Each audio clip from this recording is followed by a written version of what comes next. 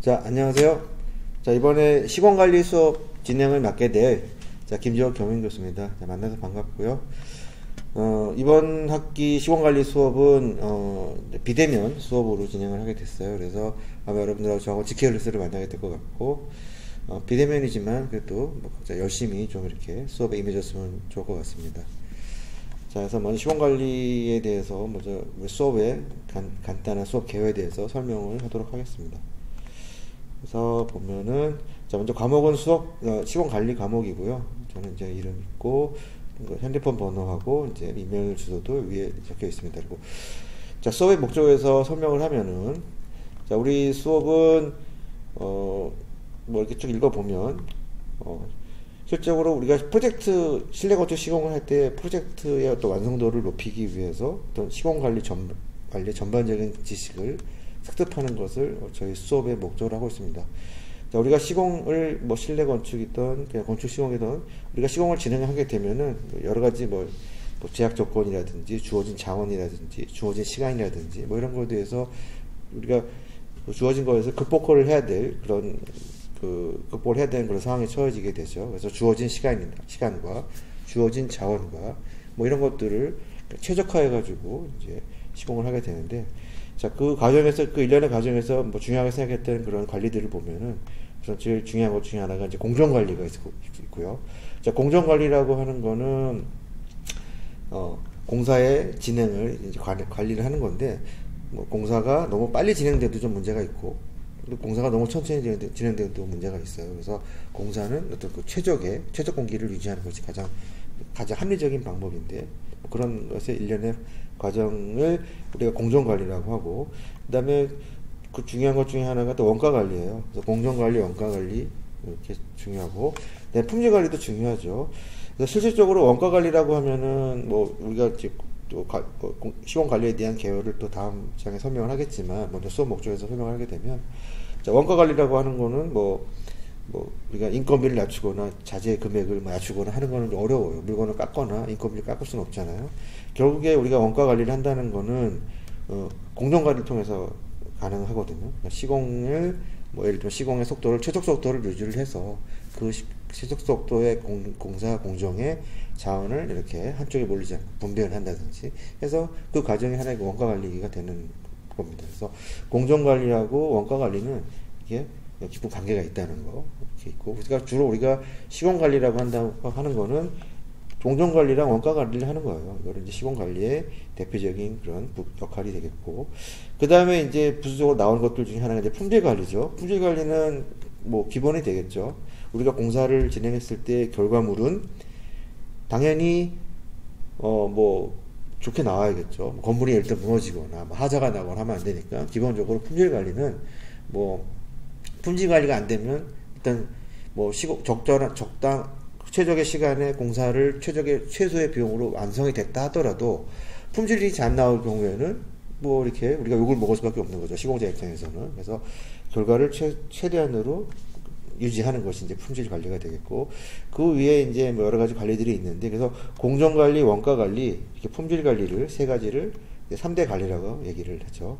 그리고 그 기타 중요한 관리 중에 하나가 인력이라든지 또는 자재라든지 이런 것들도 워낙에 중요한 거니까 이제 독립적으로 나오게 되고, 또 중요한 것 중에 하나가 이제 안전관리죠. 그래서 공사 현장에서 사람이 다치거나 또는 사망사고 나거나 하게 되면은 우리가 공사를 진행하는데 굉장히 어려움을 겪게 되는 그런 상황이 발생됩니다. 그래서 안전관리도 최근에는 훨씬 더 중요하게 되는 그런 부분들이고, 여기에는 나와 있진 않지만 또 환경관리가 또 하나 있죠. 환경관리. 그 외에도 여러 가지 관리가 있어요. 근데 여기 지금 수업의 목적에서 설명되는 대표적인 관리를 설명하면은 공정관리, 원가, 품질, 안전, 환경 관리들 이런 것들을 통해서 시공의 어떤 프로젝트의 완성도를 높이는 그런 해서 여러분들에게 시공의 전반적인 지식을 학습하는 게 우리 이 수업의 목적이라고 할 수 있을 것 같아요.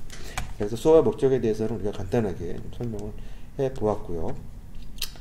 자, 그리고 우리가 성적평가 방법은 우리가 아마 비대면으로 진행을 하기 때문에 시험을 어떻게 볼지는 아직 결정을 못했는데, 저는 시험 보는 것만큼은 학교에 나와서 시험을 좀 봤으면 좋을 것 같은데, 그거는 어떻게 될지 모르기 때문에 여러분들하고 같이 한번 일정을 조율해서 또 다른 과목도 또 나와서 시험 볼 수 있잖아요. 그래서 그런 것들을 같이 조율해서 결정을 할 것 같아요. 그래서 가능하면 학교에 나와서 시험만큼은 보자. 그래서 얼굴도 볼 겸 하는 것을 우선으로 하고, 아니면은 뭐 온라인으로 시험을 볼 수도 있고, 근데 온라인으로 시험 보면 여러 가지 좀 변별력의 문제가 있어서 조금 어떻게 해야 될지 좀 고민이 되고 있고요. 아니면 뭐 과제 같은 걸로 대체를 할 수도 있고, 어쨌든 자, 시험 평가하는 방법은 중간고사와 기말고사 두 가지로 나눠지는데, 방법에 대해서는 나중에 추후 통보하는 것으로 이렇게 하도록 하겠습니다.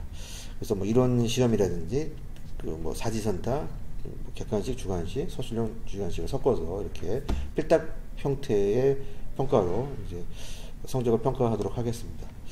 자, 그래서 다음 장을 넘겨보면, 강의 계획 목차예요. 그래서 강의 계획서에 대한 주차 목차를 보면은, 자, 오늘은 여러분들 1강이죠.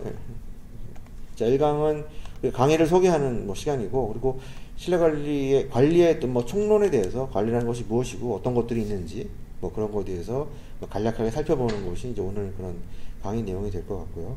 그리고 다음 주부터는, 자, 그래서 실제로 이제 공사를 진행을 하는 거죠. 공사를 진행할 때 일단 설계가 먼저 끝나야겠죠.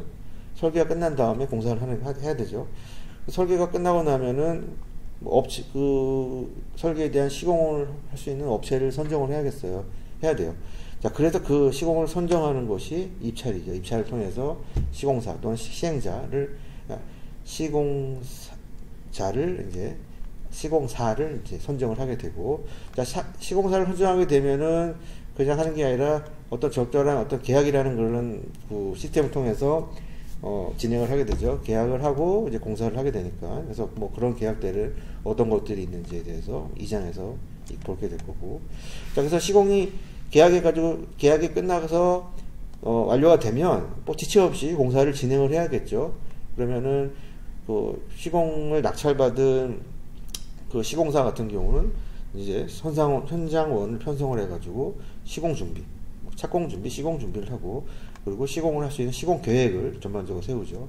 뭐 자원의 소배라든지, 또는 뭐 하도급 업체 선정이라든지, 또는 이제 가설 공사로 해서 뭐 안전 뭐 펜스라든지 여러 가지 뭐 가설 자재를 미리 쌓는다든지, 뭐 그런 시공 계획을 세우고, 또 공정표를 작성을 하고, 그 공정표를 작성하는 그런 내용들이 착공 준비랑 이제 시공 계획이 되겠죠.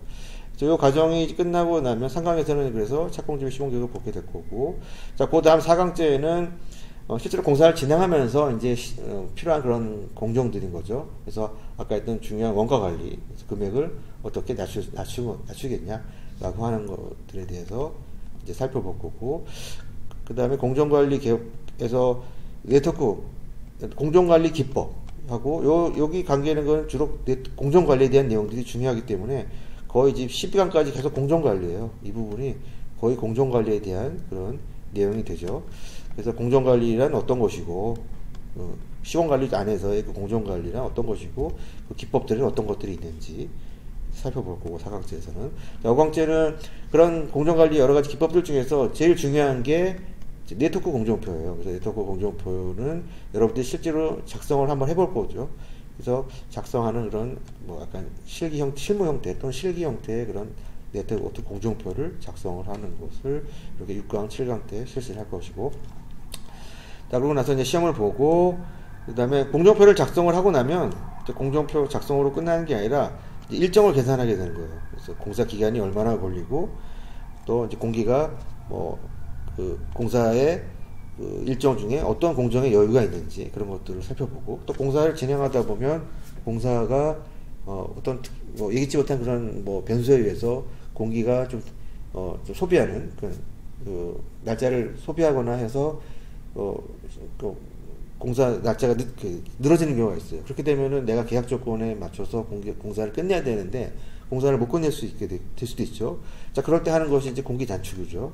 공기를 남아있는 그 공기 안에서 공기를 단축해가지고 내가 원하는 그런 준공기의 시간을 맞추기 위해서 하는 게 그런 과정이 이제 공기 단축이라는 거고, 자, 이런 것들이 다 일정 네트워크 공정표를 가지고 하게 되는 거죠. 먼저 공정표를 작성하는 게 우선이고, 그 작성을 하고 나서 그 일정을 계산하는 거, 그 일정을 계산한 다음에 그 일정 안에서 여유를 한번 살펴보고, 여유를 사실 살펴하는 이유는 자원을 분배하기 위해서 하는 거예요. 자원을 분배하기 위해서. 그래서 여유 있는 공정이 어떤 공정이 여유 있고 어떤 공정이 좀 바쁜 공정인지를 살펴봐서 여유 있는 공정과 여유가 없는 공정을 서로 이렇게 잘 분배를 해야지만 자원의 편중 현상이 없어지기 때문에, 그래서 그렇기 때문에 여유를 산정하는 게 의미가 있는 거고, 공기도 단축하고. 그래서 이런 5강 때부터 12강까지는 주로 이제 공정관리에 대한 내용이고, 그다음 공사관리, 그리고 나머지 것들은 그냥 이렇게 해서 묶어놨어요. 그래서 뭐 나머지 것들은 그 내용이 그렇게 많지 않고 뭐 중요한 부분 위주로 이렇게 설명을 했고, 그 나머지 것들 중에서는 보통 자원을 어떻게 할 것인지, 자원이라고 하면은 뭐 인적 자원, 물적 자원에 대한 어떤 그런 자원을 어떻게 배당을 할 것인가, 그리고 진도를 어떻게 관리하고, 그리고 이제 품질 관리에 대한 내용, 그다음에 안전, 뭐 준공, 환경 빠져있네요. 하자 관리, 유지 관리 관련된 내용들에 대해서 이렇게 강의 순서가 강의 계획을 잡았습니다. 자, 이렇게 보면 될 것 같고, 그래서 강의 계획을 설명하다 보니까 전체적으로 공사를 진행하면서 어떤 이런 관리들이 이루어지는 데 대해서도 이렇게 좀 맥락을 좀 살펴봤고요. 자, 그리고 다음 장을 넘어보면, 그래서 수업 자료는 지금 요 사이트에 지금 여러분 요 웹사이트 대소문자를 구분하죠. 요 사이트에 들어가면은 제가 아마 혹시 지금 올려놔 있는 이 수업 자료가 아마 G클래스 안에서 그냥 수업 다운받아도 되고요. 거기서 다운받는 게 좋고, 만약에 여기에도 아마 올라가 있는 게 좋을 것 같아서 저도 수업 자료는 똑같이 여기에다 올려놓을 테니까, 그래서 이제 여기서 다운을 받아서 뭐 지금 내가 수업하고 있는 그 PPT 파일을, PDF 파일을 제가 올려놓도록 할게요. 그래서 비밀번호는 1, 2, 3, 4.